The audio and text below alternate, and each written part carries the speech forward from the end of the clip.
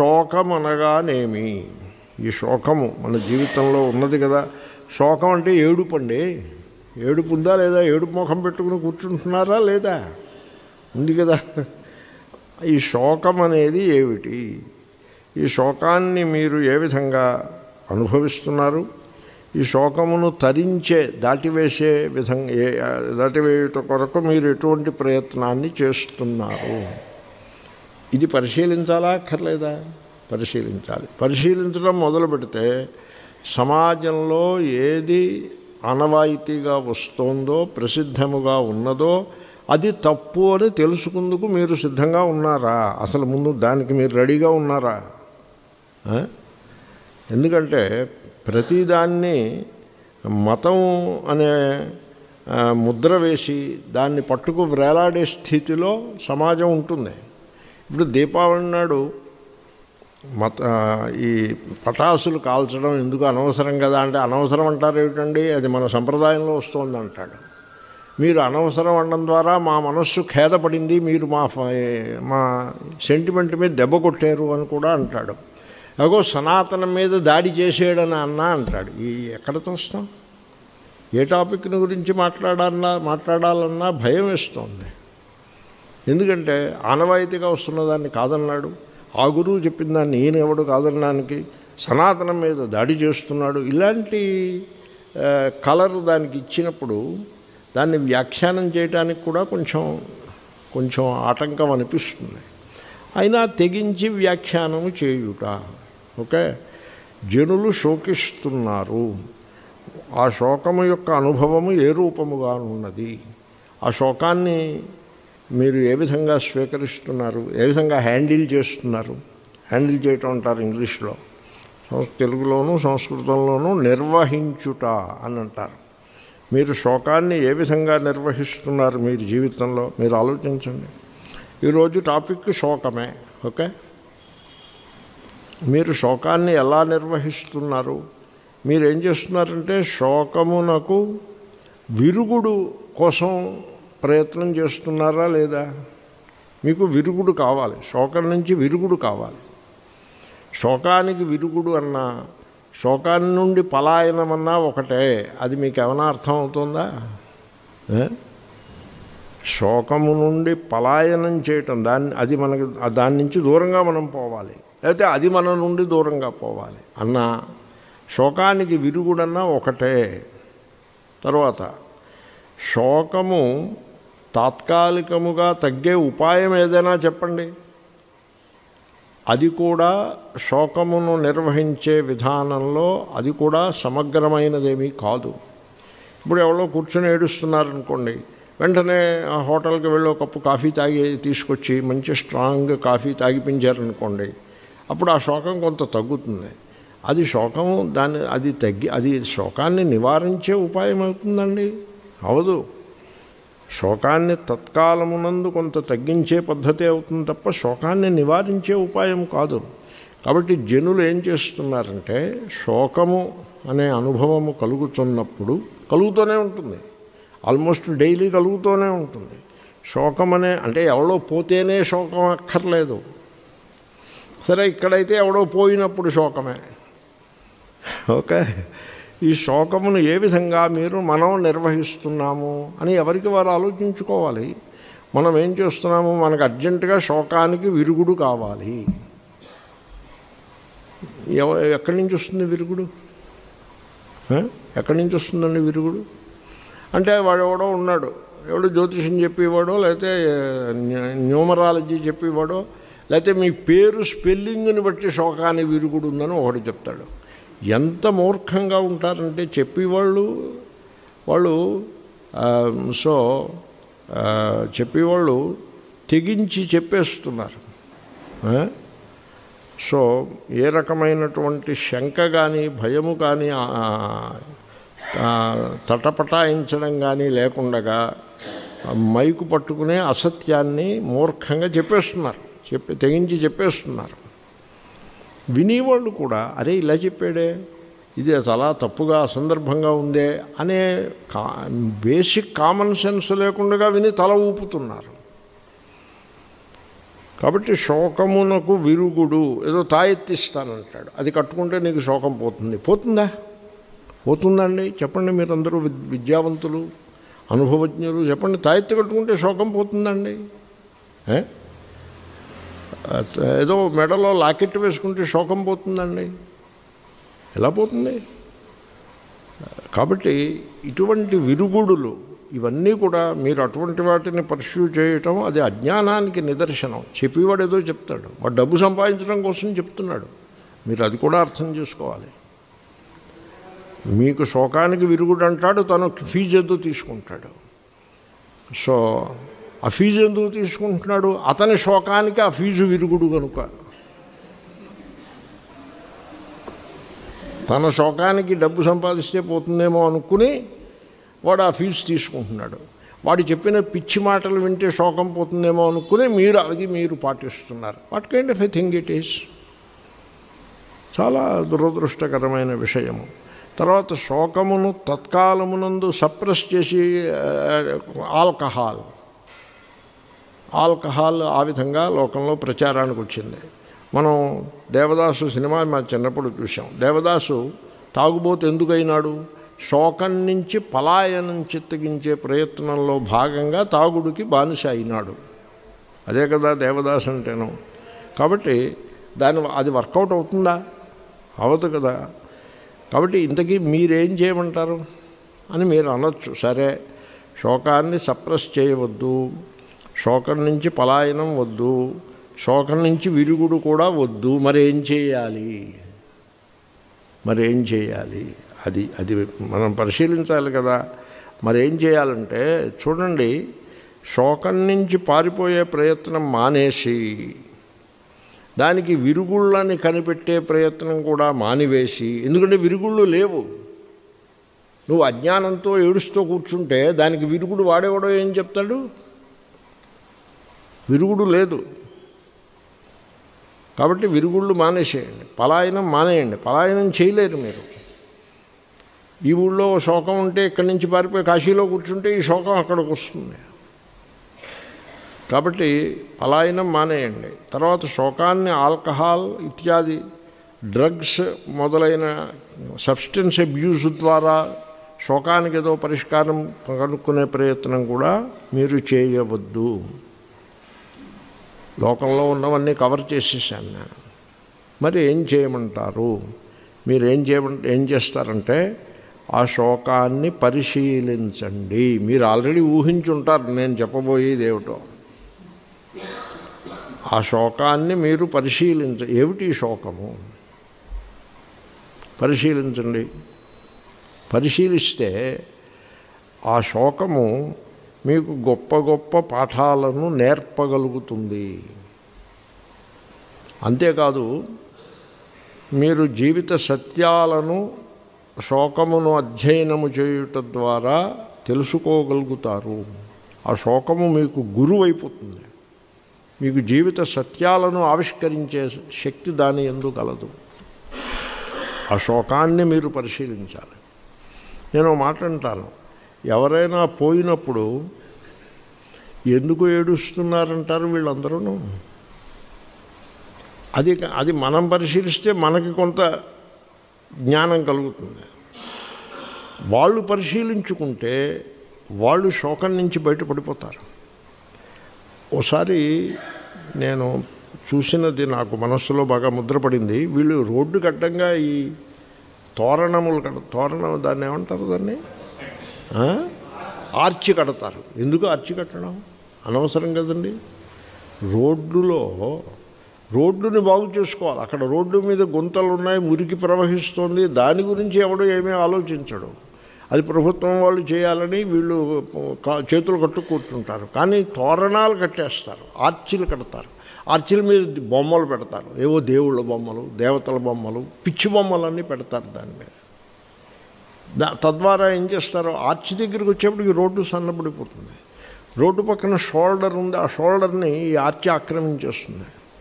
ఆ రకంగా ఒక ఆర్చి కట్టి పారేశారు. ఈ ఆర్చి ప్రైవేట్ పీపుల్ కడతారు, గవర్నమెంట్ కట్టదు. గవర్నమెంట్ రోడ్డు వేస్తే అదే గొప్ప. ఈ ఆర్చి ఏమైందంటే ఆర్చికి మధ్యలో ఇంకేం ఉండదుగా, అదే దాని ఆర్కిటెక్చర్ అనే మాట ఆర్చ్ నుంచి వచ్చింది. ఆర్చ్కి అది జాగ్రత్తగా కడితే అది నిలబడుతుంది. That is a civil engineering principle, arch. Okay, ఈ ఆర్చ్ వాడు కట్టినవాడు ఇసుక ఎక్కువ వేసి కట్టాడు. వీళ్ళు అంతేగా, వీళ్ళు చేసే పని అంతే కదా, కరప్ట్ ఫెలోస్. దేవుడు బొమ్మ పెడితే ఏమైనట్టు? దేవుడు బొమ్మ పెడితే మతం అయిపోతుంది. అది ఇసుక కరెక్ట్ పాళ్లలో వేసి, సిమెంట్ కరెక్ట్ పాళ్లలో వేసి, స్టీల్ వేసి కరెక్ట్గా కడితే అది మతం అవుతుంది.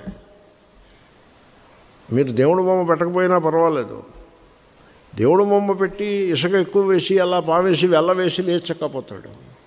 అది మతం కాదు, అది మత విరుద్ధం అవుతుంది. అది కూలింది. కూలినప్పుడు దాని కింద 3-4 పోయారు. అది ట్రాఫిక్లో పడింది, అది వచ్చి ఏ ఆటో మీదో పడింది, పోయారు. పోతే ఆ బంధువులందరూ వచ్చి ఆ పోయిన శవాల్ని రోడ్డు మీద పెట్టి ఏడుస్తున్నారు. శోకమే కదా. ఏడుస్తుంటే పోలీసులు 1-2 గంటలు ఆగారు. ట్రాఫిక్ ఆగిపోయింది రోడ్డు మధ్యలో, తెనాలి దగ్గర ఎక్కడో పేపర్లో వచ్చింది, నేను చూశాను. సో పోలీసులు వచ్చి చెప్పారమ్మా, ఈ పాటికి మరి మీ శవాల్ని మీరు తీసుకుని వెళ్ళండి, ప్రభుత్వం ఏదో డబ్బు వెళ్ళండి, మీరు మరి ట్రాఫిక్ ఆగిపోయిందంటే ప్రభుత్వం మాకు పరిహారం ఇస్తే కానీ మేము వెళ్ళము. అంటే ఇప్పుడు వీళ్ళు ఎందుకు శోకిస్తున్నారండి? అర్థమైపోయిందిగా. పోయినవాడి కోసం శోకించట్లేదు. పోయినవాడు ఎలాగూ పోయాడు, ఏదైనా మనకు ₹1,00,000 పరిహారం వస్తుంది. వాళ్ళ ఆఖరికి ₹1,00,000 పరిహారం అనౌన్స్ చేశాక ఆ శవాలని ఇంటికి తీసుకెళ్ళారు. అంటే నష్టపరిహారం కోసం ఏడుస్తున్నారు. వాళ్ళ శోకము, ఆ శోకములో యథార్థత అంటే పోయినవాడి మీద ఉన్న అవియోగ దుఃఖము కాదది. పోయినవాడి మీద వాళ్ళకి ప్రీతియే. పోయినవాడు పోయినందుకు కొంత దుఃఖం ఉన్నమాట వాస్తవమే కావచ్చును, నేను మరీ అధ్వాన్నంగా దాన్ని త్రోసిపుచ్చుటం లేదు. కానీ వాళ్ళ ధోరణి చూసినట్లయితే పోయినవాడు ఎలాగూ పోయాడు, మనకి ఏదైనా నష్టపరిహారం వస్తుందా, ₹1,00,000 వస్తాయా, ఆఖరికి మీకు ₹1,00,000 ఇప్పిస్తాము అని ఎవడో ఎమ్మెల్యే ఎవడో వచ్చి ప్రామిస్ చేస్తే అప్పుడు ఆ శవాల్ని పట్టుకుని వెళ్ళారు. తర్వాత గవర్నమెంట్ కూడా అనౌన్స్ చేసి ఊరుకుంటారు. వాళ్ళు ఇస్తారనే నియమం ఏం లేదు, వాళ్ళు ఇవ్వకపోవచ్చు. ఆ కలెక్టర్ దగ్గరికి వెళ్ళాలి, కలెక్టర్ ఆఫీస్కి వెళ్ళాలి. కలెక్టర్ ఆఫీస్కి వెళ్తే నువ్వు ఆ మనిషి పోయాడని సర్టిఫికెట్ పట్టుకురమ్మంటాడు. ఎవడిస్తాడు సర్టిఫికెట్? కాబట్టి శోకించి వాళ్ళందరూ కూడా యథార్థంగా ఆ పోయినవాడి మీద ఉండేటువంటి ప్రీతితో వియోగం కారణంగా దుఃఖిస్తున్నారు అనుకోవడానికి వీలు లేదు. మీకు నేను చెప్పిన దృష్టాంతం సరిపడిందా? మీరు అనొచ్చు, పోనీ అక్కడ వాళ్ళంటే డబ్బు కోసం ఏడుస్తున్నారండి, ఎవడో మనిషి పోయాడు, దగ్గర బంధువు కూర్చుని దుఃఖిస్తున్నాడు, ఈ శోకం మాట ఏమిటి? కట్టుకున్న భార్యయో భర్తయో కొడుకో ఎవరో కూతురో తండ్రియో తల్లియో ఎవరో పోతూనే ఉంటారు కదండి. పై మాట అదే, జాతస్య హి ధ్రువో మృత్యు.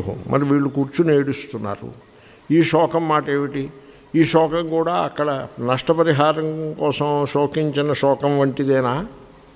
లేక ఈ శోకంలో ఏదైనా కొంత పవిత్రత, కొంత జెన్యువైన్నెస్, కొంత వాస్తవికత గలదా? ప్రశ్న తెలిసిందా మీకు? సమాధానం చెప్పమంటారా నన్ను? Are you ready? ఈ శోకం కూడా అట్టి శోకమే. ఎందుకంటే కాదు, నా భర్త పోయాడు కాబట్టి నేను శోకిస్తున్నాను. నువ్వు ఎందుకు శోకిస్తున్నట్టు?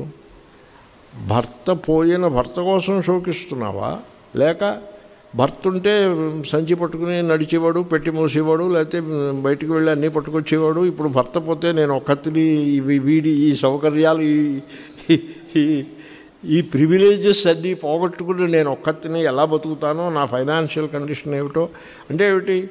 విత్ భర్త, పోయినవాడు భర్త కావచ్చు మరొకళ్ళు కావచ్చు, ఆ పోయిన వాడితో పాటు వాడు కనుక ఉన్నట్లయితే whatever family structure is there, ఆ స్ట్రక్చర్ బ్రేక్ అయిపోయినందుకు శోకిస్తున్నారా, లేకపోతే పోయిన వాడి కోసం శోకిస్తున్నారా చెప్పండి మీరు.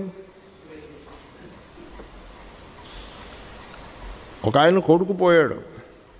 ఆయన శోకం ఏమిటో తెలుసిన, నేను పోతే వాడు కర్మ చేయాలి, ఇప్పుడు వాడు పోతే నేను కర్మ చేస్తున్నానని ఆయన శోకం. అలా శోకిస్తారు. కాబట్టి శోకమును మీరు జాగ్రత్తగా పరిశీలించినట్లయితే అది మీరు అనుకుంటున్నంత ఏదో స్వచ్ఛమైన నెయ్యి లాంటిది కాదు. ఏమీను స్వచ్ఛమైన శోకం అంటూ ఏమీ ఉండదు. దాంట్లో పోయిన వ్యక్తి ఎడల వియోగ దుఃఖము ఉన్నట్టుగా అనిపిస్తుంది. అది పోయిన వ్యక్తి ఎడల ప్రేమ కాదు.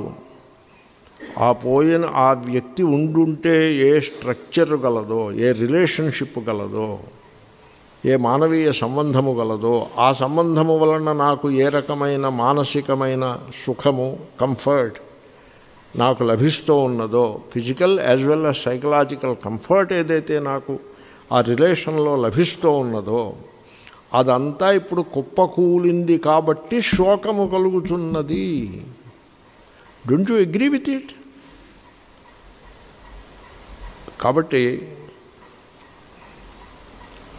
కాబట్టి శోకము దాని యందు తెలివితేటలు లేవు, శోకమునందు పవిత్రత లేదు. శోకమును ఎప్పుడూ కూడా దానికి ఏదో ఒక పీట వేసి దాన్ని ఒక దేవత కింద చూపించే ప్రయత్నం చేయవద్దు. శోకము అజ్ఞానము. నాను శోచంతి పండితాః. తెలివైన వాళ్ళు శోకించరు. కాబట్టి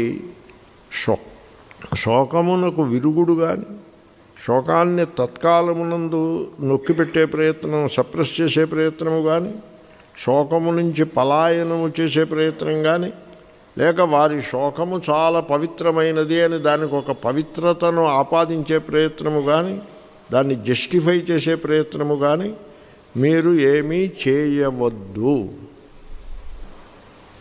మరేం చేయాలి? ఆ శోకాన్ని సాక్షిగా పరిశీలించండి. దాని నుంచి తప్పించుకునే ప్రయత్నం మానేయండి. దాన్ని తెలుసుకునే ప్రయత్నం చెయ్యండి. ఏమండి, ఇప్పుడు ఏదో నడుస్తూ ఉంటారు, నడుస్తూ ఉంటే కాళ్ళు ఏదో గుచ్చుకుంటే ఇప్పుడు వెంటనే డాక్టర్ దగ్గరికి పరిగెత్తి బ్యాండేజ్ వేయండి అని అలా పరిగెడతారా? లేకపోతే ఆ గుచ్చుకున్నది ఏమి అని ఒకసారి పరిశీలించక్కర్లేదు? ఆ గుచ్చుకున్నది చిన్న రాతి ముక్క అయితే ఏదో బ్యాండేజ్ ఏదో మనమే వేసేసుకోవచ్చు, దీనికోసం డాక్టర్ దగ్గరికి వెళ్ళక్కర్లేదు. అది ఒకవేళ గుచ్చుకున్నది ఇనప ముక్క, తుప్పు పట్టిన ఇనప ముక్క అనుకోండి, అప్పుడు డాక్టర్ దగ్గరికి వెళ్ళి ఇంజక్షన్ చేయించుకోవాలి. చెప్పాలి ఇలా ఇనప ముక్క గుచ్చుకుంది అని చెప్తే ఆయన ఏదో ఇంజక్షన్ చేస్తాడు. కాబట్టి ఆ కలిగిన హాని దాన్ని పరిశీలించాల్సిన అవసరం ఉందంటారా లేదంటారా? అది మానేసి పరుగులు తీస్తే ఏమైనట్టు? నేను ఏదో దృష్టాంతం చెప్పాను. కాబట్టి శోకము నుంచి పలాయనం చేసే ప్రయత్నం ఎన్నడూ చేయొద్దు. దానిని ఏదో విధంగా తప్పించేసుకుని దాని నుంచి బయటపడిపోదాము అనే ప్రయత్నం కూడా చేయవద్దు. దానికి విరుగుడు అనే ప్రయత్నం అసలే చేయవద్దు. శోకానికి మీ శోకానికి విరుగుడు మా వద్ద ఉంది అని ఈ లోకంలో చెప్పేవాళ్ళు చాలామంది ఉన్నారు. మతం పేరుతో, దేవుడి పేరుతో వాళ్ళు వ్యాపారం చేస్తున్నారు. వాళ్ళు దానికి మతంతో కానీ దేవుడితో కానీ ఏమీ సంబంధం లేదు. మీ శోకానికి విరుగుడు వాళ్ళ వద్ద లేదు. వాళ్ళు చేసే వ్యాపారాన్ని మీరు అజ్ఞానంతో సపోర్ట్ చేయటం అనవసరం. ఆ పిచ్చిలో మీరు పడవద్దు. మీరు ఆ శోకాన్ని పరిశీలించడం ప్రారంభించండి. ముందు శోకం నుంచి పలాయనం చేయకుండగా ఆ శోకంతో ఉండండి. You stay with that suffering, with that sorrow. దాంతో ఉండండి, దాని నుంచి పారిపోయే ప్రయత్నం చేయకండి. ఆ శోకం మీకు ఏం పాఠం నేర్పుతుందో నేర్చుకోండి. సో యు సీ, మీకు శోకం ఎప్పుడు కలుగుతుందో తెలుసిన, నేను ఇంతకుముందు చెప్పింది ఇంకొంచెం వ్యాఖ్యానం చేస్తున్నాను. దేనిపై లేక ఎవరిపై మీరు మానసికముగా ఆధారపడి ఉన్నారో, సైకలాజికల్ డిపెండెన్స్. భర్త భార్యపై సైకలాజికల్గా డిపెండ్ అవుతాడు, భార్య కూడా భర్తపై సైకలాజికల్గా డిపెండ్ అవుతాడు. ప్రేమ దోమ అవేదో కొద్ది రోజులు ఉంటాయి, తర్వాత అవి పోయి సైకలాజికల్ డిపెండెన్స్లో పడతారు. ప్రేమ ఉంటుంది, నేను కాదన్ను, కానీ సైకలాజికల్ డిపెండెన్స్ కూడా ఉంటుంది. ఆ అంటే ఏమిటి, భర్త చేయి పట్టుకోవాలి, భర్త భుజం మీద బరువు పెట్టాలి, సూట్ కేసు వాడు మోస్తూ ఉండాలి అని ఈ విధంగా some kind of a psychological dependence ఉంటుంది భార్యకు భర్తపై. భర్తకు కూడా భార్యపై సైకలాజికల్ డిపెండెన్స్ ఉంటుంది. వాడేమో రోడ్లన్నీ తిరిగి ఆఫీసులో వర్క్ చేసి ఇంటికి వచ్చేప్పటికి ఇల్లుని శుభ్రంగా పెట్టి అత్తీసర వేసి కూర పప్పు వేసి రెడీగా పెట్టాలి. ఆవిడ పెడితే ప్రేమ అంటాడు, లేకపోతే దెబ్బలాడతాడు. కాబట్టి సైకలాజికల్ డిపెండెన్స్ ఉంటుంది. కాబట్టి దానిని లేదని మీరు అనద్దు. కనుక ఈ శోకము నుంచి విరుగుడు కానీ, శోకాన్ని సప్రెస్ చేసే ప్రయత్నం కానీ, శోకాన్ని నుంచి పలాయనం కానీ మీరు చేయవద్దు. ఈ ప్రయత్నాలన్నీ కూడా మీ లోపల ఉన్నటువంటి మానసమైన శక్తిని మైనస్ చేసేస్తాయి. అవి ఏమీ చేయకండి. మీరు ఆ శక్తిని అంతనే కూడా, that inner energy, spiritual energy, దాన్నంతనే కూడా ఆ శోకాన్ని పరిశీలించటమునందు వాడండి. ఓకే. సో ఎప్పుడైతే శోకాన్ని మీరు సాక్షిగా దర్శిస్తారో అప్పుడు మీ లోపల ఒక సైలెన్స్ నెలకొంటుంది. ఎందుకని సైలెన్స్ ఎందుకు వచ్చింది? మీ మనస్సు శోకమునకు విరుగుడు కనిపెట్టే ప్రయత్నం చేయటం లేదు కదా, అంటే సైలెంట్గా ఉంది. శోకాన్ని నుంచి పారిపోయే ప్రయత్నం చేయటం లేదు, అంటే సైలెంట్గా ఉన్నది. శోకాన్ని సప్రెస్ చేసే ప్రయత్నం కూడా చేయటం లేదు. ఇదంతా మనస్సు యొక్క ప్రయత్నమే. మనస్సు యొక్క ప్రయత్నమే బాహ్యమునందు అనేక రూపాలుగా ప్రకటమవుతూ ఉంటుంది. ఇవేమీ మీరు చేయకుండగా కేవలము ఆ శోకాన్ని మాత్రమే పరిశీలిస్తూ ఉన్నట్లయితే వెంటనే అది అంతర్ధానం అయిపోతుందని మీరు అనుకోవద్దు. ఉంటుంది, అది ఉండనివ్వండి. శోకాన్ని ఉండనివ్వండి, దాన్ని అలా పరిశీలిస్తూ ఉండండి. దాన్ని నిందించద్దు, దాని నుంచి దూరమయ్యే ప్రయత్నం చేయవద్దు. దాని యొక్క కారణమును, అది తన కారణమును అది మీకు చెప్తుంది. ఆ కారణాన్ని మీరు తెలుసుకోండి. ఈ శోకమునకు మూలమేమి? Psychological dependence. మనం మానసికముగా ఆ వ్యక్తిపై మనం ఆధారపడ్డాము, ఆ కారణముగా ఆ శోకము కలుగుచున్నది. కాబట్టి మీకు సైకలాజికల్ డిపెండెన్స్ అని మానసికమైన దోషము దాని కారణం తెలిసిపోయింది కదా. కాబట్టి ఆ విధముగా శోకమును సాక్షిగా పరిశీలించుట, దానిని నిందించకుండగా, దాని నుంచి పారిపోకుండగా శోకమును పరిశీలించుట అనే పని మీరు చేస్తే అది పుస్తకం చదవడంతో సమానం. పుస్తకం చదువుతుంటే పేజీ తర్వాత పేజీ, ఆ పేజీలో ఉన్న విజ్ఞానము మనకు అందజేస్తుంది. చాప్టర్ తర్వాత చాప్టర్, ఆ చాప్టర్లో ఉన్న విజ్ఞానాన్ని ఆ పుస్తకం మనకు అందజేస్తుంది. అదేవిధంగా శోకాన్ని కూడా అలాగే అధ్యయనం చేస్తూ ఉంటే అది రోజు తర్వాత రోజు తన యందు దాగి ఉన్న జీవిత రహస్యాలను మనకది నేర్పుతుంది. శోకాన్ని అధ్యయనం చేయటము అభ్యాసం చేయాలి. అంతే. Read the book of suffering అన్నాడు మహాత్ముడు. ద బుక్ ఆఫ్ సఫరింగ్, దాన్ని మీరు అధ్యయనం చేయండి. ఇప్పుడు ట్రాజెడీ పుస్తకాలు ఉంటాయి, కామెడీ పుస్తకాలు ఉంటాయి. ఆ ట్రాజెడీ పుస్తకం చదివితే అది మనకి ఎన్నెన్నో పాఠాలను నేర్పుతుంది. కామెడీ పుస్తకం చదివారనుకోండి, మనకు వినోదాన్ని కలిగిస్తుంది. మనకు అది నేర్పి పాఠాలు తక్కువ ఉంటాయి, ఇచ్చే వినోదం ఎక్కువ ఉంటుంది. King Lear Merchant of Venice చదివారనుకోండి, వినోదంగా ఉంటుంది, ఎంటర్టైన్మెంట్ కింద ఉంటుంది, ఉత్సాహంగా ఉల్లాసంగా ఉంటుంది. కానీ కింగ్ లియర్ చదివారనుకోండి, మనస్సు బరువు అనిపిస్తుంది. ఆ బరువు అది మీకు పాఠాన్ని నేర్పుతుంది, అది జీవితం యొక్క సత్యాన్ని మీకు అది నేర్పుతుంది. కాబట్టి శోకము, ద బుక్ ఆఫ్ సఫరింగ్, దాన్ని మీరు అధ్యయనం చేయాలి. అంతేగాని శోకాన్ని వదిలించేసుకుని దీని నుంచి దూరంగా ఎక్కడికో పారిపోవాలి అనే ప్రయత్నం. ఎలా పారిపోతారు? ఎక్కడికి పారిపోతారు? సో ఆల్కహాలు, డ్రగ్స్ కనపడతాయి, అంతకంటే ఇక వేరే పలాయనం నాకేమీ కనపడలేదు. కాబట్టి శోకము నుండి మీరు పారిపోయే ప్రయత్నం చేస్తున్నారు అంటే అర్థం ఏంటో తెలుసిన? విజ్ఞానము నుండి, జీవిత సత్యముల యొక్క అవగాహన నుండి మీరు పారిపోయే ప్రయత్నం చేస్తున్నారని అర్థం. దానికి you are running away from the wisdom. Don't do that. శోకంతో అలా ఉండండి.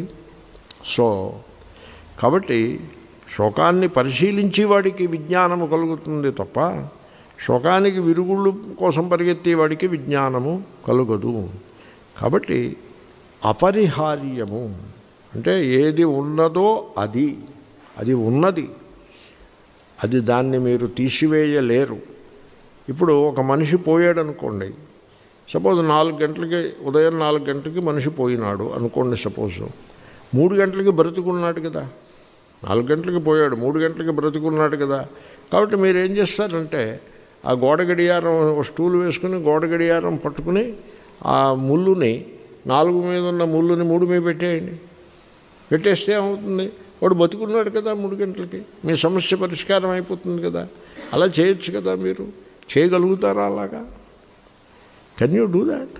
You cannot undo it. దాన్ని అండూ అంటారు. You undo it. ఆ కాలాన్ని వెనక్కి తిప్పేయండి. కాలాన్ని వెనక్కి తిప్పేస్తే పోయినవాడు బ్రతికొచ్చేస్తాడు. Do it. You cannot do it. దానికే అపరిహార్యము అని పేరు. దేనినైతే మీరు అండు అంటే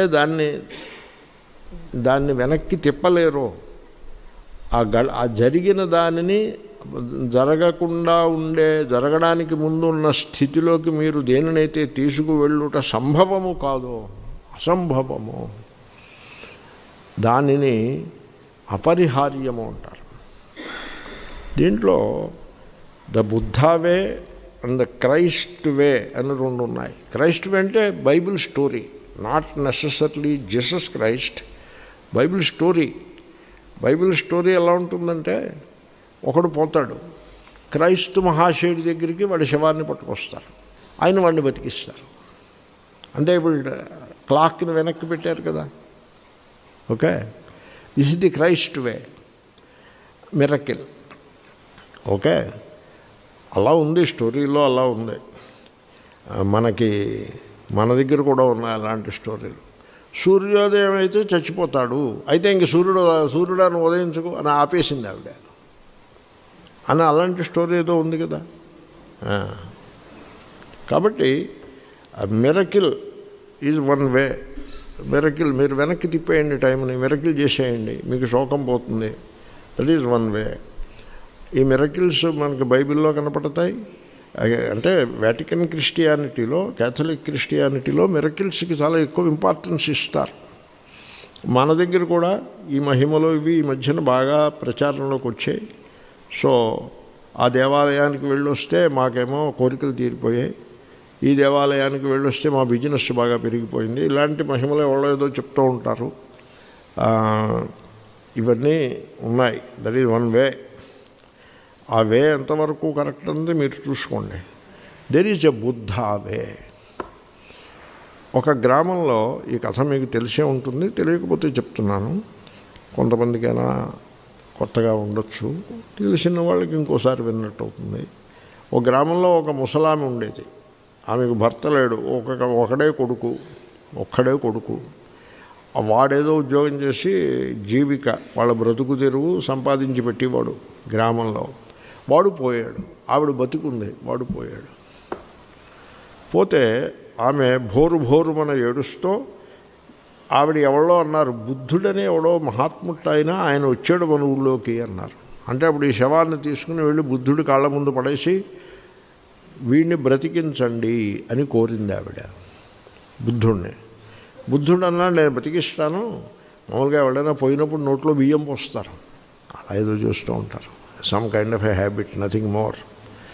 సో ఈ పురోహితులు, ఈ పూజారులు అలాంటివి ఏవో చేయిస్తూ ఉంటారు, ఈ ప్రీస్ట్స్ ఇలాంటివన్నీ చేయిస్తూ ఉంటారు. నోట్లో బియ్యం పోయి, బొట్టన వేళ్ళు గుడ్డ వేసి కట్టు, ముక్కు గుడ్డ ఇది పెట్టు అది పెట్టు, నెత్తి మీద నీళ్లు పోయి, ఆ చేయి ఎక్కడ పెట్టు, ఆ కాలు ఎక్కడ పెట్టు అంటూ ఆ శవాన్ని సవరించే పనులు ఏవో చేయిస్తూ ఉంటారు. ఇలా ఎందుకు చేయిస్తున్నావురా, అది ఎందుకురా అంటే ఆ సమాధానం చేసేవాడి దగ్గర ఉండదు, చేయించేవాడి దగ్గర ఉండదు. ఎవరైనా అలా ఎందుకండి అని అడిగితే అడిగిన వాడిని తిడతారు పట్టుకుని. ఇది ఒక మూర్ఖలోకము. అవిద్యాయామంతరే వర్తమానా అస్తు. సో నోట్లో బియ్యం పోస్తారు, ఎందుకో తెలియదు, బహుశా ఈ కథ నుంచి వచ్చి ఉంటుంది అది. బుద్ధుడు అన్నాడు, నేను కొద్దిగా బియ్యం నోట్లో పోసి బతికించేస్తాను, కాబట్టి మీరు బియ్యం తీసుకురా అంటారు ఆవిడతోటి. కొంచెం బియ్యం ఏంటండి, బస్తా బియ్యం తీసుకొస్తానంటుంది ఆవిడ. బస్తా అక్కర్లేదమ్మా, గుప్పిడి బియ్యం తీసుకురా చాలు. గుప్పిడి ఎంతసేపు అండి, 5 నిమిషాల్లో పట్టుకొస్తాను. కానీ ఒక కండిషన్ ఉంది. ఏమిటా కండిషన్ ఏమిటంటే, మీరు ఏ గృహమునందైతే ఎవ్వరూ ఎప్పుడూ చచ్చిపోలేదో ఆ గృహము నుండి బియ్యం తీసుకురావాలి అని కండిషన్ పెట్టాడు. అంటే తన ఇంట్లో ఉన్న బియ్యం తీసుకురావడానికి వీల్లేదు, పోయాడు కదా వాడు. పక్కింటికి వెళ్ళి గుప్పిడి బియ్యం ఇవ్వండి, మీ ఇంట్లో ఎవరు పోలేదు కదా అంటే, పోయారమ్మా, అప్పుడు 6 నెలల క్రితం వాళ్ళు పోయారు, అంతకుముందు 3 నెలల క్రితం ఇంకొకటి పోయాడు, పోకపోవడం ఏమిటి, అయితే మీ ఇంట్లో బియ్యం పనికిరావు. ఆ ఇల్లు వదిలిపెట్టి ఇంకో ఇంటికి వెళ్ళి, మీ ఇంట్లో ఎవరు పోయి ఉండరు నాకు తెలిసి, మీరు గుప్పిడి బియ్యం ఇవ్వండి అని అడుగుతుంది. అంటే వాళ్ళు అంటారు, గుప్పిడి బియ్యం ఇవ్వడానికి కొంచెడి బియ్యం ఇస్తాము, కానీ మా ఇంట్లో కూడా పోయిన వాళ్ళు ఉన్నారు, చాలామంది పోయారు, ఒకళ్ళు 2 3. ఆవిడ ఒక 10 ఇళ్ళు తిరుగుతుంది, 10 ఇళ్లలో ఇదే సమాధానం వస్తుంది. అప్పుడు ఆవిడకి ఆలోచిస్తుంది, ఓహో బుద్ధుడు ఇలా చెప్పాడా, ఏదో ఉంది దీంట్లో అని ఆలోచిస్తుంది. తన శోకాన్ని, తనకు కలిగిన వియోగాన్ని పరిశీలిస్తుంది. బుద్ధుడి దగ్గరికి వస్తుంది. ఆయన గమనిస్తాడు. ఆయన అడగడు, బియ్యం తెచ్చావా అని ఆయన అడగడు. మహాత్ములు అలా అడగరు. మహాత్ములు పరుషంగా మాట్లాడరు, ఎదుటివాడిని తక్కువ చేసి మాట్లాడరు. అలా చూశాడు ఆవిడకేసి. అంటే ఆవిడంది, నాకు అర్థమైంది మహాశయ అని ఉంటుంది. అర్థమైంది అమ్మా, సరే అయితే మరి ఇంకా బాడీ ఎందుకు తీసుకువెళ్ళి మరి దాని సంగతి చూడండి అంటే, ఎవరో సహాయం చేశారు, మొత్తానికి ఆ బాడీని క్రెమేట్ చేశారు. అప్పుడు ఆవిడ వచ్చి బుద్ధుని యొక్క ఆయన క్లాసులు చెప్తూ ఉండేవాడు ఇలాగే, వాటికి సెర్మన్స్ అని పేరు. ఆయన చాలా కాలం క్రితం చెప్పాడు కాబట్టి క్లాసులు చెప్పాడు, అందరూ సెర్మన్స్ చెప్పారంటారు. ఇలాగే ఉండేవి అవి కూడా. ఆయన మీరు తీసి చదివితే తెలుస్తుంది, ఇప్పుడు మనం చెప్పుకున్నట్టే చెప్పాడు ఆయన. అప్పుడు మొన్నాడు వచ్చి ఆవిడ స్నానం అది చేసుకుని వచ్చి శాంతమైన మనస్సుతో ఆయన ముద్ద కూర్చుని ఆమె ఆ సెర్మన్స్ని శ్రవణం చేసి, తరువాతి కాలంలో ఆ కథలో ఆయన దగ్గర సన్యాస దీక్ష కూడా తీసుకుని ఆమె శ్రమణి, ఒక సన్యాసినిగా జీవితమును శాంతముగా గడిపినది. కాబట్టి చూడండి, బుద్ధుడు ఆవిడికి ఏం చేశాడు, నీకున్న దుఃఖాన్ని నువ్వు పరిశీలించుకో అనే దానికి ఒక ఉపాయాన్ని ఏర్పాటు చేసినాడు. ఆమె తన దుఃఖాన్ని, తన వియోగాన్ని తాను పరిశీలించుకుని సరైన గుణపాఠాన్ని ఆమె నేర్చుకున్నది. కాబట్టి శోకం విషయంలో అటువంటి విజ్ఞానాన్ని మనం సంపాదించే ప్రయత్నం చేయాలి, కానీ జరిగిన దానిని జరగడానికి వీలు లేదు అనే ఈ ధోరణి అది సరికాదు. అది అపరిహార్యము. అంటే you cannot undo it, you cannot put the clock backwards. కాబట్టి ఆ విధంగా మీరు శ్లోకాన్ని మీరు గమనించాల్సి ఉంటుంది. శోకము ఎడల పాజిటివ్ అప్రోచ్ ఉండరాదు. పాజిటివ్ అప్రోచ్ అంటే ఏమిటి, విరుగుడేమిటి, అది పాజిటివ్ అప్రోచ్ ఉండరాదు. దీన్ని తగ్గించే ఉపాయం ఏమిటి, ఉండరాదు. తగ్గించే ఉపాయం ఏంటంటే ఆల్కహాల్ పుచ్చుకుంటే తగ్గుతుంది, అది మనిషిని నాశనం చేస్తుంది. లేకపోతే విరుగుడు పేరుతో మీరేవో ఏదో అంధవిశ్వాసాల్లో పడి ఎటో పోతారు. దాని నుంచి పలాయనం కానీ, విరుగుడు కానీ, లేక దానిని లేకుండా చేసే ప్రయత్నం కానీ అయ్యే మాట కాదు అది. కాబట్టి శోకము విషయంలో పాజిటివ్ అప్రోచ్ ఏమీ ఉండదు. మరి ఇంకేముంటుంది, శోకం విషయంలో నెగిటివ్ అప్రోచే ఉంటుంది. నెగిటివ్ అప్రోచ్ అంటే ఏమిటి, ఈ శోకమునకు కారణమేమి, అజ్ఞానము. శోకమును పరిహరించుట సంభవమా, కాదు, అపరిహార్యము. శోకము నుంచి తప్పించుకొనుట సరియనా, కాదు, తప్పించుకొనవద్దు, పలాయనము వద్దు, శోకాన్ని పరిశీలించు అంతే తప్ప శోకం విషయంలో ఎటువంటి పాజిటివ్ అప్రోచ్ నీవు తీసుకోవద్దు. అర్థమైందండి? నెగిటివ్ అప్రోచే మీరు ఫాలో అవ్వాల్సి ఉంటుంది. అప్పుడు ఏమవుతుందంటే ఆ శోకము మీకు చక్కని పాఠాన్ని నేర్పిస్తుంది. ఆ పాఠం ఆ శోకాన్ని అలా పరిశీలిస్తుంటే మీకు ఆ శోకము యొక్క మూలము అవగతమవుతుంది. సైకలాజికల్ డిపెండెన్స్ ఉంది మనకి, అందువల్లనే శోకము కలిగినది. అని మీకు తెలుస్తుంది. ఆ సైకలాజికల్ డిపెండెన్స్ పోతుంది. శోకము ఒక రకమైన గంభీరతగా పరిణమిస్తుంది. మీరు ఒక గాంభీర్యాన్ని, ఒక లోతును, మీ లోపల ఒక లోతును మీరు అనుభవానికి తెచ్చుకోగలుగుతారు. ఏడుపు స్థానంలో ఒక గంభీరత నెలకొంటుంది, ఒక శాంతి కూడా నెలకొంటుంది. సో ఈ విధంగా ఆ సత్యజ్ఞానము, శోకమును పరిశీలించుట వలన మీరు నేర్చుకున్నటువంటి ఏ విజ్ఞానము గలదో, ఏ సత్యజ్ఞానము గలదో, అది మిమ్ములను సకలములైన సఫరింగ్స్ నుంచి, దుఃఖముల నుంచి విముక్తుణ్ణి చేస్తుంది. కాబట్టి సో మనము పరమాత్మను తెలుసుకోవాలి కదా. పరమాత్మను ఎలాగ తెలుసుకోవడము అంటే ఏమంటే, పరమాత్మకిను శోకానికి సంబంధం ఏమిటి అంటే ఉంది. పరమాత్మ అది అజ్ఞాతము, అది అన్నోన్, తెలియబడేది కాదు. తెలియబడుట అనగా ఇంద్రియ గోచరమొకట. ఏది ఇంద్రియ గోచరమో అది పరమాత్మ కాదు. ఏది మనస్సుకు ఊహింపశక్యమో అది కూడా పరమాత్మ కాదు. వాక్కునకు మనస్సుకు గోచరము కానిదియే పరమాత్మ, అదియే పరమసత్యము. కాబట్టి పరమసత్యము అది అవ్యక్తము, వ్యక్తమయ్యేది కాదు, అది అవ్యక్తము. అవ్యక్తము లేక అజ్ఞాతము. అజ్ఞాతము అజ్ఞాతముగానే ఉంటుంది తప్ప జ్ఞాతమైపోదు. అజ్ఞాతము జ్ఞాతమైందనుకోండి, ఇంకా అదేం అజ్ఞాతం. కాబట్టి ఆ పరమాత్మను ఎలాగ చేరుకోవడము అంటే, పాజిటివ్ అప్రోచ్లో మీరు పరమాత్మను చేరుకొనలేరు. ఎందుకని? అది అజ్ఞాతము కదా, దాన్ని తెలుసుకునే ప్రయత్నం కదా. పాజిటివ్ అప్రోచ్ అంటే మనస్సుతో తెలుసుకునే ప్రయత్నము.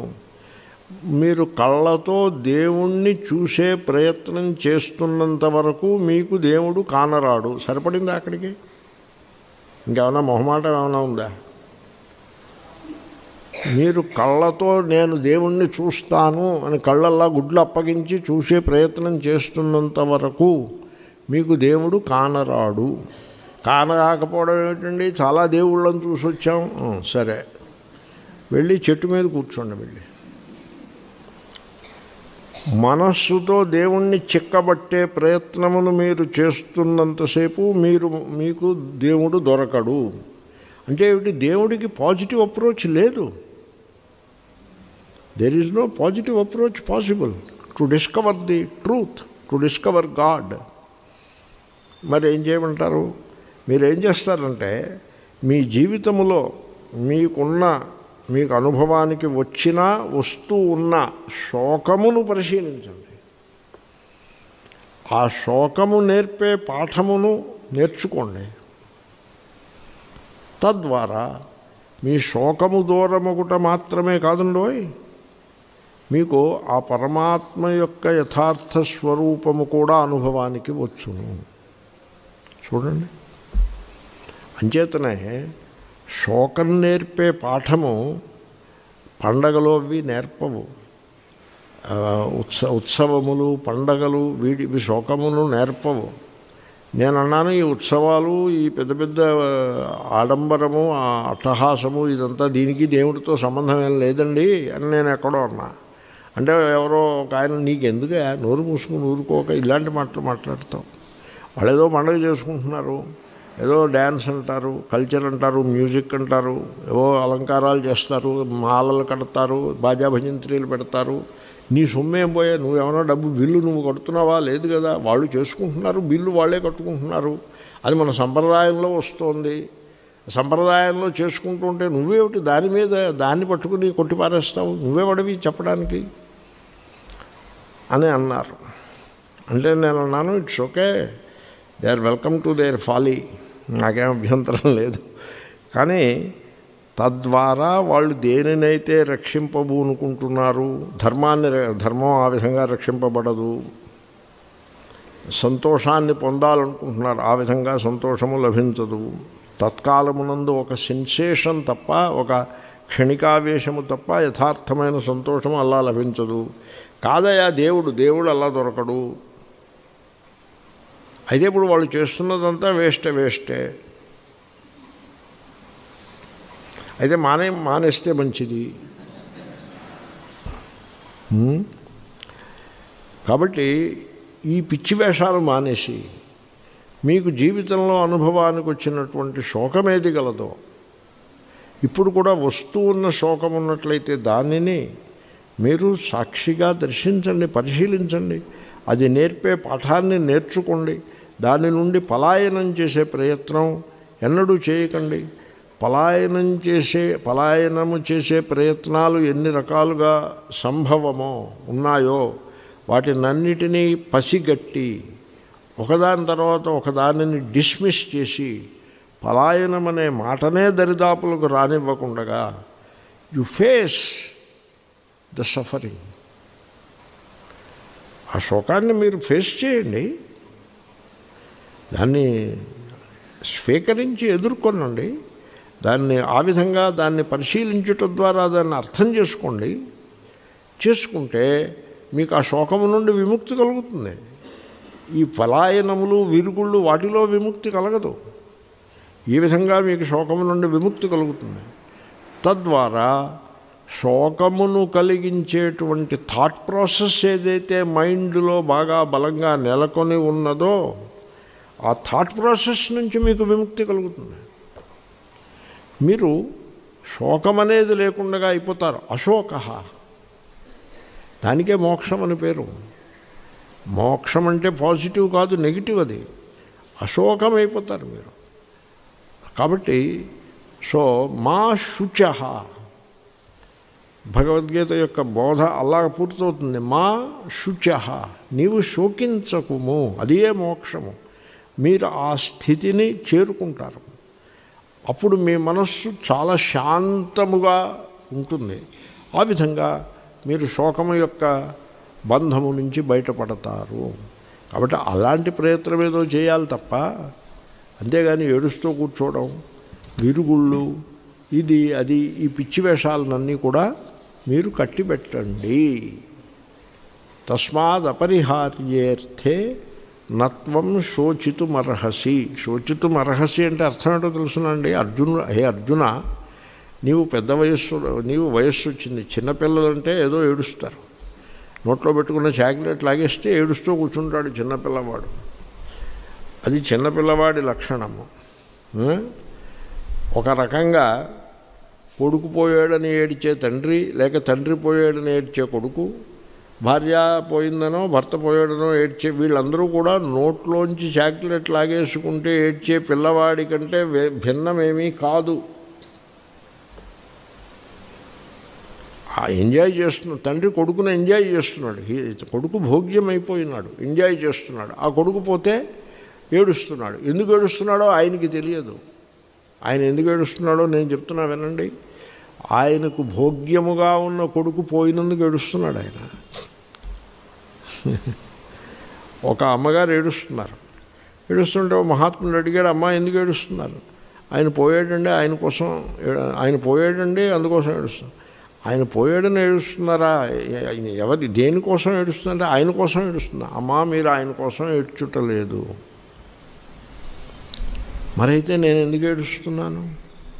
మరి మీరు వింటానంటే చెప్తాను, చెప్పండి. ఆయన ఉంటే ఏ రిలేషన్షిప్ గలదో ఆ రిలేషన్షిప్ ద్వారా మీకు ఎటువంటి ఫిజికల్ అండ్ సైకలాజికల్ కంఫర్ట్స్ లభిస్తూ ఉన్నాయో, ఏ స్ట్రక్చర్ అయితే చక్కగా ఎస్టాబ్లిష్ అయ్యి ఆ స్ట్రక్చర్లో మీకు ఒక సెక్యూరిటీ లభిస్తూ ఉన్నదో, ఆ సైకలాజికల్ కంఫర్ట్స్, ఆ physical comforts and that sense of internal security and physical security, ఇవన్నీ కూడా డిస్టర్బ్ అయిపోయినందుకు మీరు ఏడుస్తున్నారు అని చెప్పాడు ఆయన. ఓరు అసలు అందుకోసం నేను ఏడుస్తున్నానా? పోయినవాడి కోసం కాదా? చూసుకోండి, మీరు మీ లోపల మీరు చూసుకోండి. నేను ఒకటి గమనించా, ఎవరైనా పోయినప్పుడు మొదటి రోజు ఏడుస్తారు, మహా అయితే రెండో రోజు కూడా ఏడ్చేస్తారు.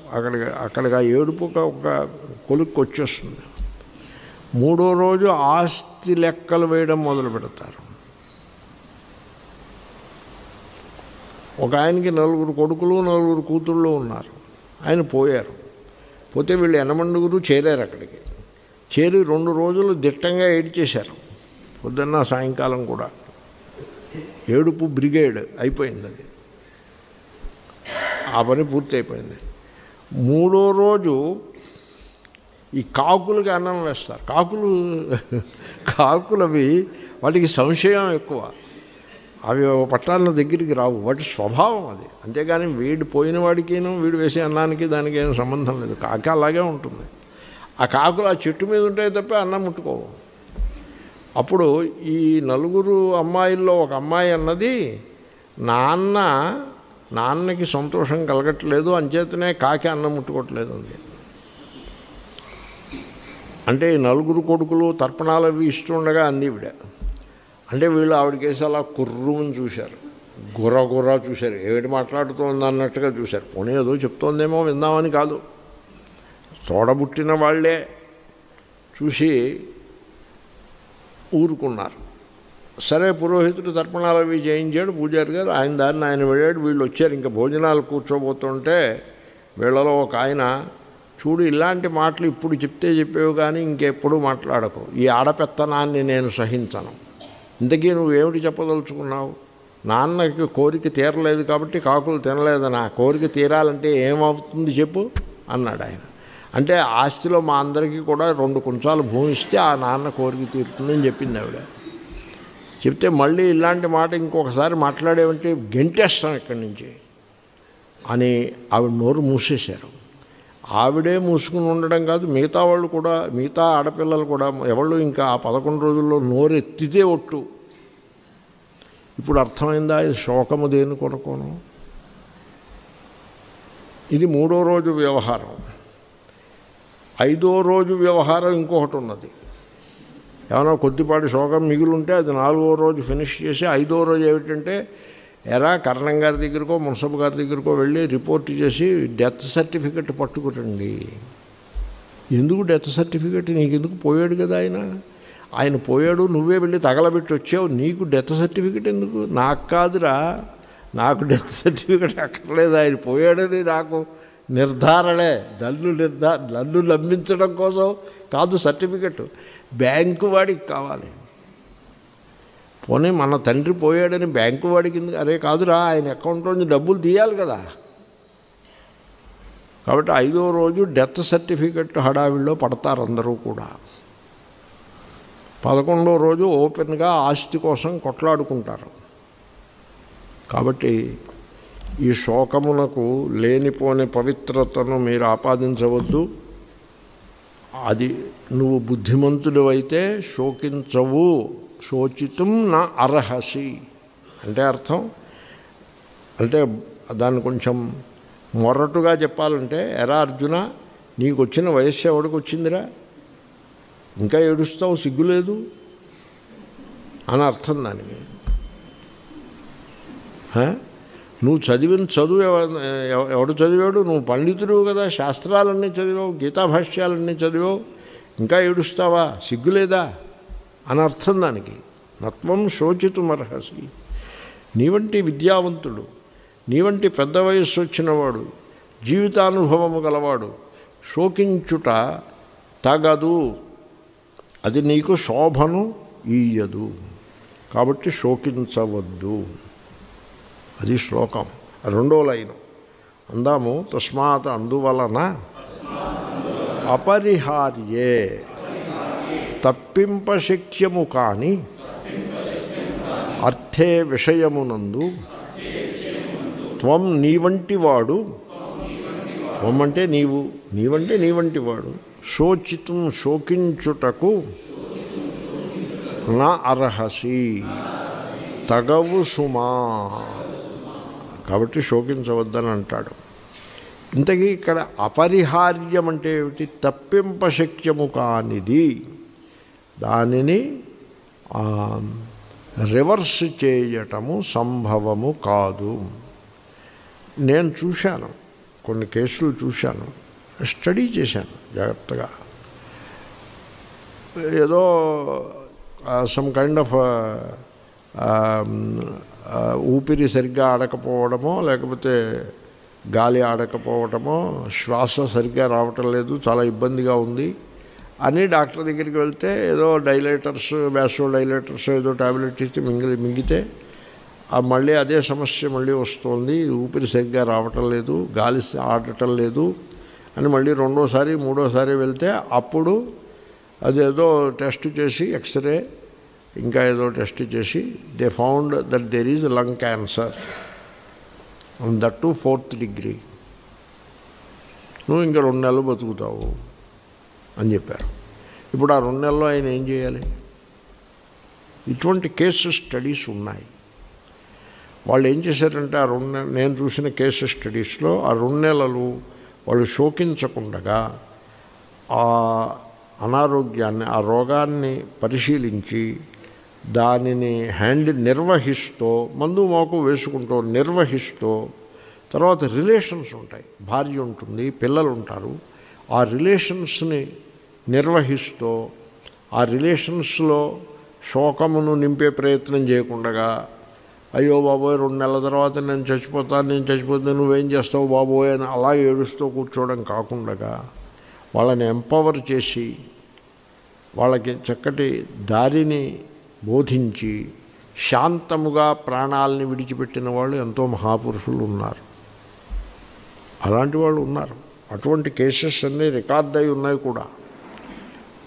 అది అక్కడ ఆ వ్యక్తి ఆ శోకమును హ్యాండిల్ చేసిన విధానం చూస్తే ఈ శ్లోకమే గుర్తుకొస్తుంది.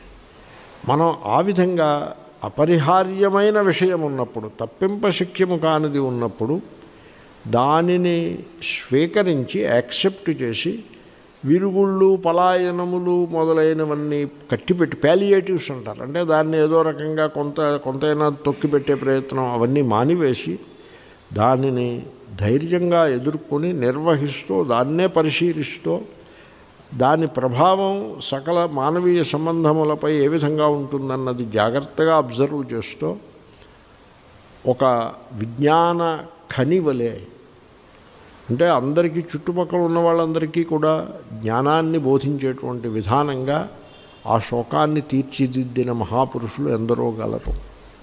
శ్రీరామకృష్ణ పరమహంస, రమణ మహర్షి వాళ్ళే కాదు, ఆధునిక కాలంలో కూడా ఎంతోమంది అలాంటి వాళ్ళను నేను ఎరుగుదును. వాళ్ళ జీవితాలను అధ్యయనం చేస్తే అది గొప్ప విజ్ఞానాన్ని గొప్ప జీవిత పాఠాలను నేర్పేటువంటి సామర్థ్యము ఆ శోకమునకు గలదు. ఉత్సవంలో ఏముంది? ఉత్సవంలో ఏమీ లేదు. There is nothing to learn from festivities and parties and ceremonies. ఇవన్నీ కూడా బుద్ధిమంతులు వీటిని పరిహరించాల్సి ఉంటుంది, దూరం పెట్టాల్సి ఉంటుంది. మంచిది, అది శోకమునకు సంబంధించిన విచారము. ఇక పుట్టినవానికి చావు తప్పదు, అదే అపరిహార్యము. జాతస్య హి ధ్రువో మృత్యు. నాకు బాగా గుర్తు, నేను ఈ మాట అన్నాను ఒకసారి. పూజ్య స్వామీజీ నేను ఏదో మాట్లాడుతుంటే ఇంకా ఎవరో చుట్టుపక్కల ఎవరో ఉన్నారు, వాళ్ళు గమనించలేదు ఈ ప్రసంగాన్ని. నాకు తెలిసి వాళ్ళెవళ్ళు నోటీస్ చేయలేదు, కానీ ఈ ప్రసంగం వచ్చినది. చాలా చిన్న ప్రసంగం. సో జాతస్య హి ధ్రువో మృత్యు అని నేను అన్నా ఎవరో పోయిన సందర్భంలో. ఆయన అన్నారు, కరెక్టే, పుట్టినవానికి కదా మృత్యువు. అవును, మనం పుట్టలేదు, మనకి మృత్యువు లేదు అన్నారు. ఆ వచనం మీరు చూసారా? ఆ వచనం ఏమంటుందంటే మృత్యు ధ్రువ అంటలేదు, మృత్యువు తప్పదు అంటలేదు, పుట్టినవానికి మృత్యువు తప్పదు. ఆ తేడా గమనించండి. ఆ తేడా పూజ్య స్వామీజీ అన్నప్పుడు నేను గమనించా, ఆహా కరెక్టే కదా అని అప్పుడు గమనించా. అంతవరకు నేను గమనించలేదు. నేనే అనుకుంటున్నానంటే చావు తప్పదు అనుకుంటున్నా. చావు తప్పదు అని కరెక్ట్ కాదు. అది పుట్టినవానికి చావు తప్పదు. సపోజ్ నేను పుట్టలేదనుకో, అయితే నాకు చావు లేదు. జాతస్య హి ధ్రువో మృత్యు. మరైతే చావు లేకపోతే అయితే మళ్ళీ పునర్జన్మ కూడా లేదు. ధ్రువం జన్మ మృతస్య చ. చచ్చిన వానికి జన్మ, కానీ నాకు చావే లేనప్పుడు నాకు జన్మ ఎక్కడి నుంచి వస్తుంది? జన్మ రాదు. అంటే జన్మ మృత్యు రూపమైన సంసార బంధం నుంచి విముక్తి వచ్చేసింది అక్కడే. కాబట్టి నేను పుట్టాను అనే ఆలోచన చాలా చెడ్డ ఆలోచన. నేను చాలాసార్లు చెప్పే ప్రయత్నం చేశాను. ఈ నేను పుట్టాను అనే మాట అనకండి అయ్యా, మానేయండి అని నేను చెప్పాను, చాలాసార్లు చెప్పాను. అంతేకాకుండా నేను వేలెత్తి చూపించాను. పెద్ద పెద్ద గురువులు ఉంటారు, పెద్ద గురువులు, వాళ్ళేమో తమ యొక్క జన్మ నక్షత్రాన్ని, జన్మతిథిన, ఆంధ్ర అయితే తిథి, తెలంగాణ తెలుగు స్టేట్స్ తిథి, తమిళ వైపు వెళ్తే నక్షత్రం. నువ్వు పుట్టిన తిథి, అసలు తిథి క్యాల్కులేషనే తప్పు. ఓకే, సంవత్సరమునకు 360 రోజులు ఉండును, నెలకు 30 రోజులు ఉండును, 12 నెలలు అన్ని నెలలు సమముగా నుండును. ఇది తప్ప రైటా? ఇది తప్పు. ఆ బేసిస్ మీద మీరు తిథి క్యాల్కులేట్ చేస్తారు. ఆ క్యాల్కులేషనే తప్పు. ఓ తిథి ఏమో 26 గంటలు ఉంటుంది, ఇంకో తిథి 12 గంటలు ఉంటుంది. 26 గంటలు ఉంటే అధిక వచ్చిందన్నారు, 12 గంటలు ఉంటే ఏషియా వచ్చిందన్నారు. ఏవో పేర్లు పెట్టారు తప్ప మీ క్యాల్కులేషన్స్ మీకే సంతోషకరంగా లేవుగా. అన్ని రోజులు సమానంగా ఉండద్దు. కాబట్టి మీ క్యాల్కులేషన్లో లొసుగులు మీకే కనపడుతున్నాయి. ఆ తిథియే సందర్భం లేకుండా ఉన్నది. నక్షత్రం అది ఎక్కడి నుంచి వచ్చిందో నాకు తెలియదు. మొత్తానికి 27 నక్షత్రాలు, 27 నక్షత్రాలు ఉన్నాయా? 27 ఉన్నాయి. ఎప్పుడైనా పైకి చూసారా? చాలా ఉన్నాయేమో అని నేను అనుకుంటున్నా. ఓకే, ఒక తిథిని పట్టుకోవడం, ఇది నేను పుట్టిన తిథి అన్నాం. ఓ నక్షత్రాన్ని పట్టుకోవడం, నేను పుట్టిన నక్షత్రము అన్నాం. నువ్వు పుట్టిన నక్షత్రం పోనే నక్షత్రం, నువ్వు పుట్టావు, అది తిరు నక్షత్రము. తిరు అంటే ఏమిటి? శ్రీ కదా తిరు అంటే. శ్రీ ప్రకృతి, తిరు వికృతి. am I right? అంటే నువ్వు పుట్టిన నక్షత్రం శ్రీ నక్షత్రమా? మేమందరం పుట్టిన నక్షత్రాలకు ఏమీ లేదా? ఏమిటి పిచ్చి? పెద్ద పెద్ద గురువులు ఇటువంటి ఒకానొక అజ్ఞానాన్ని లోకంలో ప్రవేశపెట్టి దాన్ని ఉత్సవాల కింద మలిచి దాని చుట్టూ లక్షల రూపాయలు ఖర్చు చేసి ఎవళ్ళ ఖర్చు, ఎక్కడి నుంచి ఖర్చు అవుతుంది? భక్తుల జేబుల్లోంచి ఖర్చు అవుతుంది. ఇప్పుడు మైక్కి 30,000 అయింది. అది ఎక్కడి నుంచి వచ్చింది? భక్తుల జేబులోంచి వచ్చింది. ఖర్చు పెట్టేటప్పుడు ఆ ఖర్చు యోగ్యతను ఆలోచించుకోవద్దు. నేను ఎంతో రెసిస్ట్ చేసే ప్రయత్నం చేశాను. ఎందుకంటే ఇప్పటికే చాలా ఖర్చు పెట్టాము, వేస్ట్ అయింది. మళ్ళీ ఖర్చు పెడితే మళ్ళీ వేస్ట్ అవుతుందేమో అని భయపడి. ఎందుకంటే ఆ ఖర్చు నా జేబులోంచి వస్తే నేను ఆలోచించకుండా ఖర్చు పెడతా. నా జేబులోంచి రావటం లేదు, అది భక్తుల జేబుల్లోంచి వస్తుంది. వాళ్ళ జేబులు ఖాళీ చేసే హక్కు మనకు ఎవడిచ్చాడు? కాబట్టి భక్తుల జేబుల్లోంచి డబ్బులు తీసి లక్షలు ఖర్చు పెట్టించి నా జన్మతిథి నేను చేసుకుంటాను, నా జన్మ నక్షత్రం నేను చేసుకుంటాను అంటే వాళ్ళందరూ కూడా they are waiting for death. Death is waiting. జాతస్య హి ధ్రువో మృత్యు.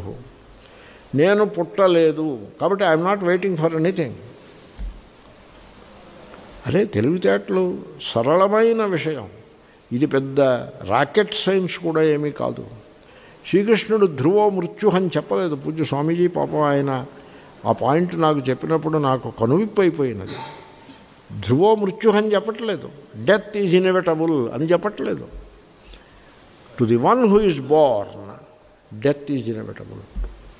అది మీరు పరిశీలించండి. Was I born? పుట్టారండి. ఎలా పుట్టకముందు ఉన్నారా లేరా? మీరు ఏదో జాతకంలో రాస్తారు ఉదయం 10 గంటలకి పుట్టాడు, ఆ 9 గంటలకి మీరు ఉన్నారా లేదా? ఉన్నారా అండి? చక్కగా ఉన్నారు, చిలకలా ఉన్నారు. పుట్టక ముందు ఉన్నారు, పుట్టిన తర్వాత ఉన్నారు. ఇంకా పుట్టుకే ఉన్నది. నకశ్చిత్ జాయతే జంతు. జంతువు కాదు, జీవ. మాండూక్యకారిగా జీవుడు అన్నవాడు ఎవడు పుట్టనే లేదు. కాబట్టి నేను పుట్టలేదు, ఈ పుట్టుకనే భ్రమని మీరు తప్పించేసుకుంటే మీకు చావు ఉండదు. జనులకి చావంటే భయం, చావంటే భయపడతారు. తెలివితేటలు గలవాడు చావుకు భయపడ్డాడు. జ్ఞానికి చావంటే భయం ఉండదు. దీనికో ఉపాయం ఉంది. చావు ఎప్పుడండి? రేపు లేదా 100 రేపుల తరువాత, 1000 రేపుల తరువాత చావు అనే కదా మరి అందరూ అనుకునేది. అలా ఎందుకు? ఇప్పుడే చావు, I die now itself. చావు అంటే ఏమిటి? దేహము చచ్చిపోయేది కదా, దేహం పుట్టింది, దేహం చస్తుంది. ఆ దేహము ఎడల అహం మమాభిమానాన్ని త్రోసిపుచ్చి దేహము ఎడల నేను ఇప్పుడే ఇక్కడే చచ్చిపోయినాను. అప్పుడు ఏమవుతుందో తెలుసిన, రేపు డెత్ ఉండదు. ఇంకా ఇప్పుడే అయిపోయిందిగా డెత్. ఆ డెత్ ఏదో ఇప్పుడే అయిపోయింది, రేపు ఉండదు. నేను హృషికేశ్లో ఉన్నప్పుడు చలి మాసము జనవరిలో ఉన్నాను అప్పుడు అక్కడ. అప్పుడు ఒక ఆయన గంగానదికి వచ్చాడు, స్నానం చేయడానికి గంగానదికి వచ్చినాడు. వచ్చి నిలబడ్డాడు. ఉదయం 8కి వచ్చాడు, నిలబడ్డాడు. నేను అలా వెళ్తూ చూశాను, మార్నింగ్ వాక్కు వెళ్తూ. మళ్ళీ 11 గంటలకి నేను అటు వెళ్ళాను, ఇంకా నిలబడే ఉన్నాడు 3 గంటలు. నేను అడిగాను, ఏమంటే స్నానం చేయరా అని. స్నానం కోసమే భయం వేస్తూ అలాగ వెయిటింగ్లో ఉన్నానయా అన్నాడు. గంగలో స్నానం చేయడం అంటే అంత భయం. 8 గంటలకి స్నానం చేద్దామని వెళ్ళి ఆ ఎండలో కూర్చుని ఆ ఎండ యొక్క ఆ వేడిని ఆస్వాదిస్తూ గంగలో మునగడానికి భయపడుతూ అలా 11 గంటల దాకా ఉండిపోయాడు. ఇంకా 11 అయినా కూడా ఇంకా దిగట్లేదు. నేను అన్నాను, గంగలో స్నానం చేసే పద్ధతి ఇది కాదండి అంటే. మరి ఏమిటి పద్ధతి అన్నారు. నువ్వు ఇల్లరా, ఈ మెట్టు ఎక్కువ, ఇక్కడి నుంచి ఒక్క దూకు, ఒకే క్షణంలో గంగలో పడతావు వెళ్ళి, ఆ చెలంతా పోతుంది. అలా చేయాలి స్నానం, అంతేగాని చేయడమా మాండవా, అడుగు వేయడం మళ్ళీ అడుగు వెనక్కి, అలా అది కాదు పద్ధతి. ఆ విధంగా చావు గురించి భయపడుతూ బతకడం అది బతుకండది. ఆ చావేదో ఇప్పుడే చచ్చిపోతా, ఐఎమ్ డెడ్ నౌ. సో జ్ఞానులు వాస్తవమైన అదే భౌతికమైన చావు వచ్చుటకు ముందే చచ్చి కూర్చుంటారు. అది రావడానికి ముందే చచ్చి కూర్చుంటారు. నాకు పుట్టుక లేదు, నాకు చావుతో సంబంధం లేదు, దేహము నేను కాదు, నాది కాదు, దాన్నే కదా చావు అంటారు. అంచేతనే ఎప్పుడైతే మీ స్వరూపాన్ని మీరు తెలుసుకోగలుగుతారో మీకు చావనేది ఉండదు. చావనేది ఉండదు అంటే చావు యొక్క భయము ఉండదు అని అర్థం దానికి.